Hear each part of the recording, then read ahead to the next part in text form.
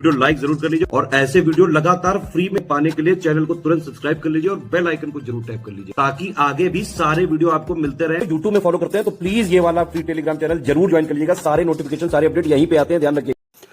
नमस्कार दोस्तों, तो आप सभी की बहुत डिमांड आ रही थी कि सर हिस्ट्री के लेक्चर को हिंदी में भी कर दीजिए, तो हियर वी गो, आ गया। जनता जनार्दन की जय। देखिए, हमारा काम है आपको सेटिस्फाई करना, आपकी स्टडीज़ में हमारा भी अगर योगदान रहे तो हमें भी अच्छा लगेगा, ठीक है। तो चलिए, कोई बात नहीं, हिस्ट्री भी हिंदी में शुरू करते हैं। बट आप लोग देखिए, थोड़ा सा मतलब अपने कंफर्ट जोन से कोशिश करिए बाहर भी आए, क्योंकि आप देख रहे हो आने वाले टाइम में हर एजुकेशन आप देख रहे हो इंग्लिश में ही हो रही। मोस्टली एनसीईआरटी हो, सीबीएसई बोर्ड या आईसीएसई बोर्ड, आपके बच्चे इंग्लिश बोर्ड मीडियम में ही पढ़ेंगे, क्योंकि जो दौर है ये कड़वी सच्चाई है जो हमें एक्सेप्ट करनी है। अब मान लो नवपाषाण काल आपने पढ़ा, ठीक है। अब बच्चा आपसे पूछेगा पापा नवपाषाण काल, अब वो पूछेगा आपसे क्या, नियोलिथिक फेज, तो आप कहोगे यार ये तो मैंने पढ़ा है। आप एसडीएम बट आपको पता नहीं है ना, तो ऐसा मत करो। थोड़ा सा इंग्लिश में भी कमांड करते रहो। मैं ये नहीं कह रहा कि आप फुल्ली उसी को प्रिपेयर करो, बट थोड़ा थोड़ा मैनेज करो, ठीक है। चलिए, हम शुरू कर रहे हैं हिंदी में। हिस्ट्री, एंशिएंट हिस्ट्री, ठीक है। तो रॉबर्ट ब्रूसवुड, जिन्होंने भारत में पहली बार पूरा पाषाण उपकरण की खोज की थी, तो पूरा पाषाण आपने पढ़ा, तो पूरा पाषाण काल, तो देखिए पाषाण काल का मतलब है पत्थरों का एज है ना, पैलियोलिथिक फेज हिंदी में इसको बोलते हैं। हिंदी में बोलते हैं पाषाण काल। क्या बोलते हैं? पाषाण काल। तो ये तीन भाग में है, पाषाण काल, मध्य पाषाण काल और नवपाषाण काल, ठीक है। तो इसकी जो उपकरण की खोज की थी वो रॉबर्ट ब्रूसफुट ने की थी, रॉबर्ट, है ना। तो ये भूगर्भ वैज्ञानिक भी थे और पुरातत्वविद भी थे, ठीक है, दोनों ही थे ये, याद रखिए। क्वेश्चन 2 कह रहा है, कोपेनहेगन संग्रहालय की सामग्री से पाषाण, कांस्य और लौह युग। तो देखिए, पाषाण काल मतलब ये जो पत्थरों वाली एज थी, है ना, जब पत्थरों के टूल्स बने।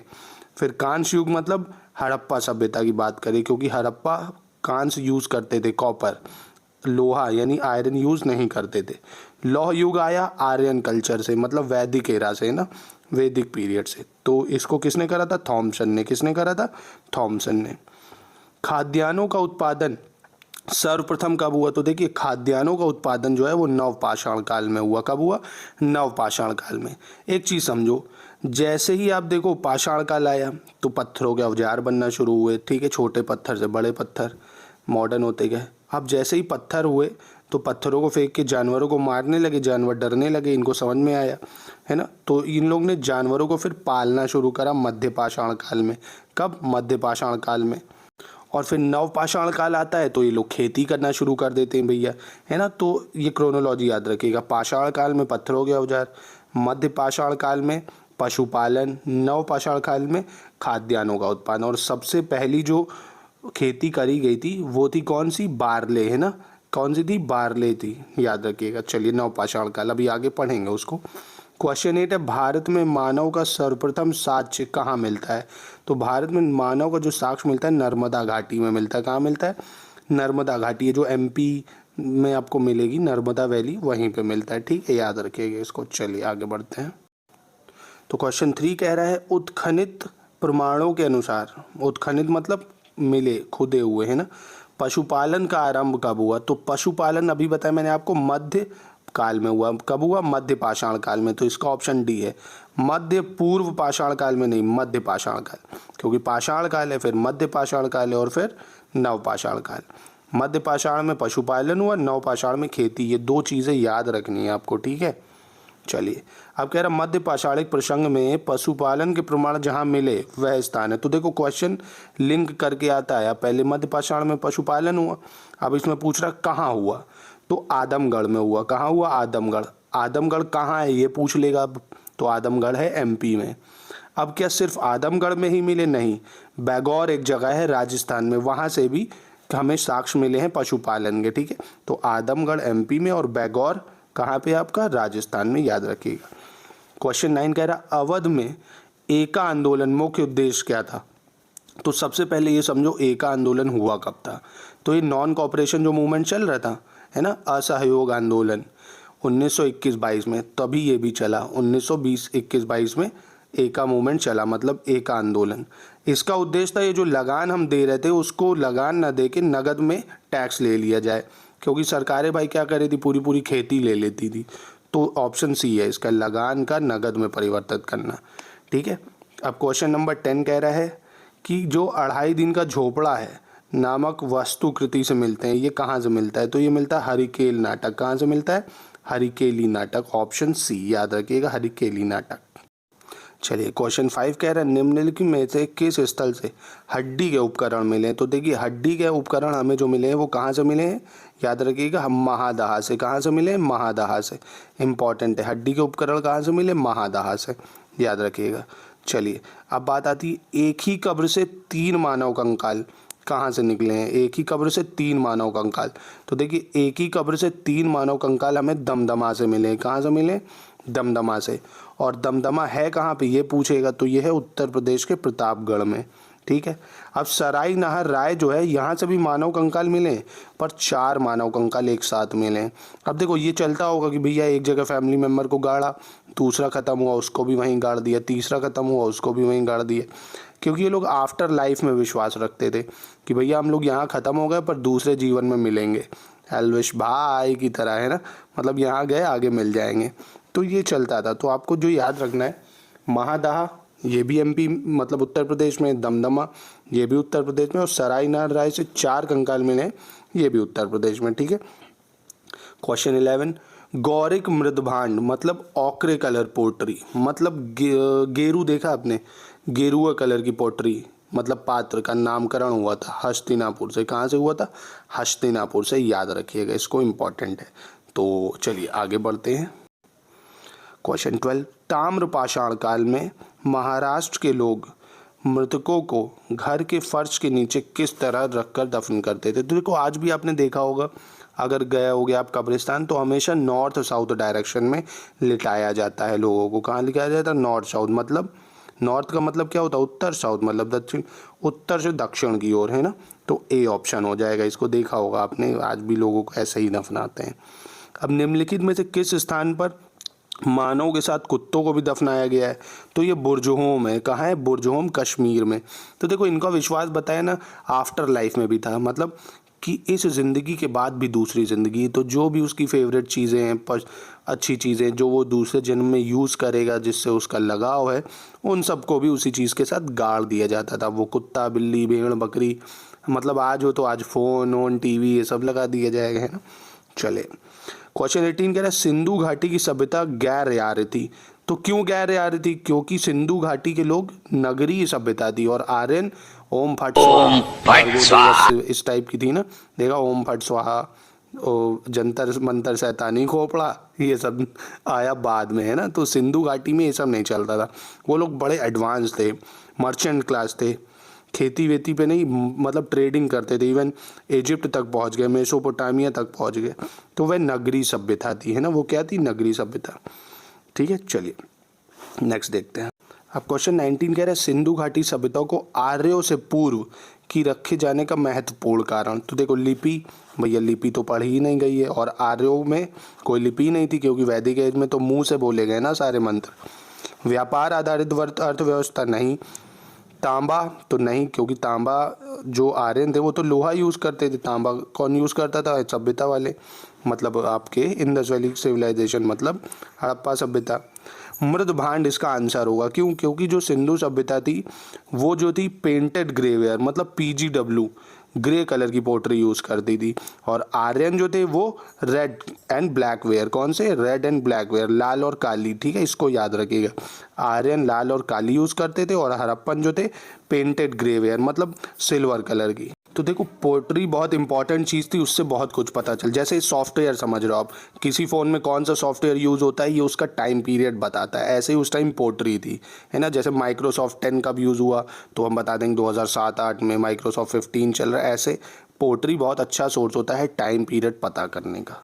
अब पूछ रहा है गर्त आवास। तो देखो गर्त आवास मतलब आपने देखा होगा भैया अंडरग्राउंड हाउस, अंडरग्राउंड जिम बनते हैं, तो गर्त आवास जो है बुर्जहोम में बनते थे। अब इसका बनाने का कारण था भैया कश्मीर बुर्जों में बहुत ठंड पड़ती थी, और अंदर इनको वहाँ टेम्परेचर अच्छा मिलता था, तो बुर्जों में गर्त आवास मतलब पिट ड्वेलिंग, ऐसे गड्ढा खोद के रहते थे, इंग्लिश में इसको पिट ड्वेलिंग बोलते हैं।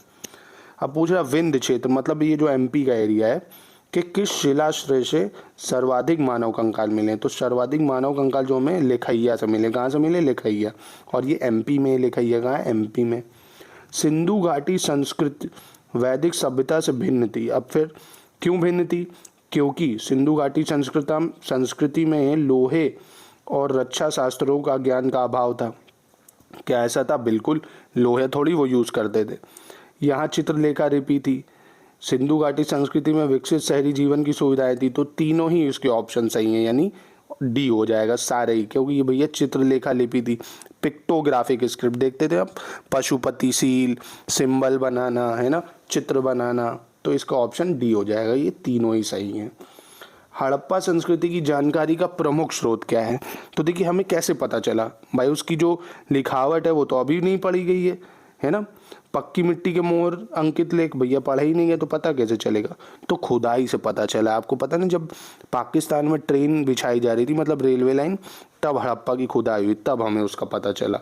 तो हड़प्पा की खुदाई यानी पुरातात्विक खुदाई से हमें उसकी जानकारी मिलती है। ठीक है, नेक्स्ट क्वेश्चन। मानव समाज विलक्षण है, क्यों? क्योंकि वह मुख्यतः अर्थव्यवस्था ही पे तो डिपेंड है भाई। अर्थव्यवस्था ही नहीं होगी तो कैसे चलेगा मानव समाज? तो अर्थव्यवस्था पर। सिंधु सभ्यता संबंधित है किससे? तो देखो, ये इंपॉर्टेंट क्वेश्चन है। प्राग ऐतिहासिक युग से। प्राग ऐतिहासिक युग का मतलब होता है पत्थरों का एरिया, या वो एज इतिहास में जिसमें हमारे पास कोई लिखित साक्ष्य नहीं है ना। कोई लिखित साक्ष्य ही नहीं, तो इतिहास को उस इतिहास को प्रागैतिहासिक काल कहते हैं। ऐतिहासिक युग बोलते हैं जब हमारे पास लिखित साक्ष्य हैं उसके।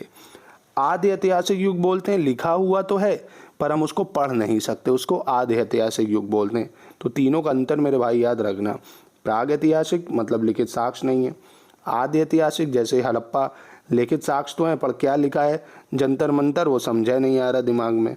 ऐतिहासिक युग जो आप पढ़ते हो हिस्ट्री, है ना। क्वेश्चन 22 कह रहा है निम्नलिखित में से कौन सा सिंधु घाटी की सभ्यता पर प्रकाश डालता है?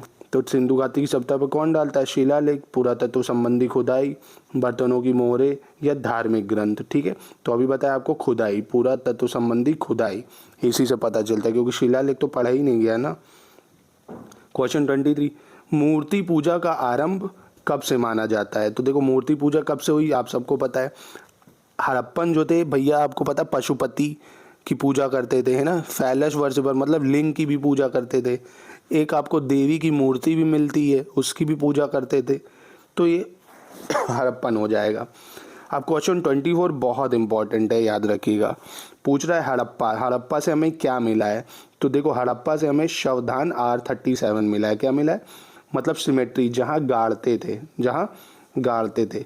लोथल से हमें डॉकयार्ड मतलब होता है जहाँ पे ये लोग ट्रेडिंग के लिए शिप यूज़ करते थे, एक जगह से दूसरी जगह जाना, वो लोथल था। और लोथल कहाँ है? गुजरात में, भोगवा नदी के किनारे है। हड़प्पा पाकिस्तान में। कालीबंगा से हमें जूता हुआ खेत मिला है। क्या मिला है? जूता हुआ खेत। अब कालीबंगा कहाँ है? राजस्थान में। कहाँ पे है? राजस्थान में। मोहनजोदाड़ो से हमें नर्तक की मूर्ति मिली है, एक लेडी डांसर देखा होगा आपने, ब्रॉन्ज स्टैचू है, वो हमें मोहनजोदाड़ो से मिली है, याद रखिएगा, इंपॉर्टेंट। और मोहनजोदाड़ो इंडस नदी के किनारे है, पाकिस्तान में।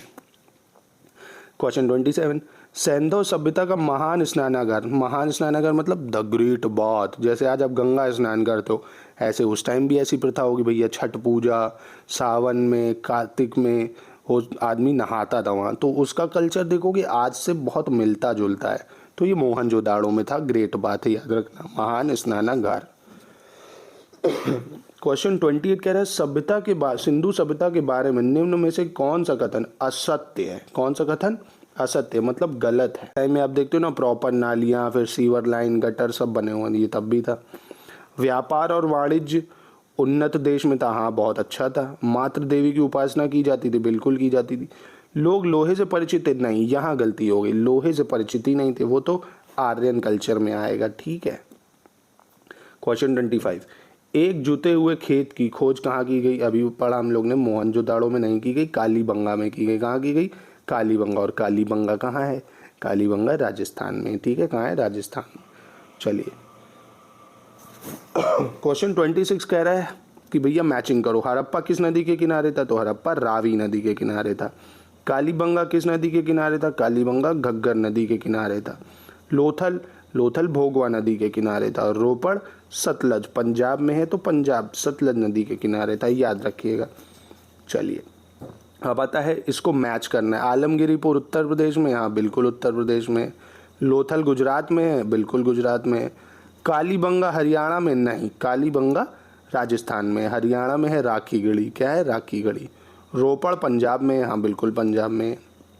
चलिए क्वेश्चन 30, मांडा, तो भाई मांडा जम्मू कश्मीर, ये तीनों बहुत इंपॉर्टेंट हैं भाई। 26, 29, 30। मांडा कहाँ है, मांडा है आपका जम्मू कश्मीर, ठीक है, ध्यान रखना।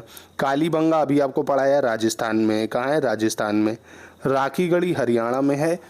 हड़प्पा की सबसे बड़ी साइट है जो भारत में है, वो कौन सी है, राखीगढ़ी, याद रखना, राखीगढ़ी हरियाणा में। अब दैमाबाद महाराष्ट्र में, दैमाबाद महाराष्ट्र। तो गाइस 30 क्वेश्चन मैंने आपको कराए, इसको फटाक से एक दो बार देख के रट लो, एकदम बहुत इंपॉर्टेंट है।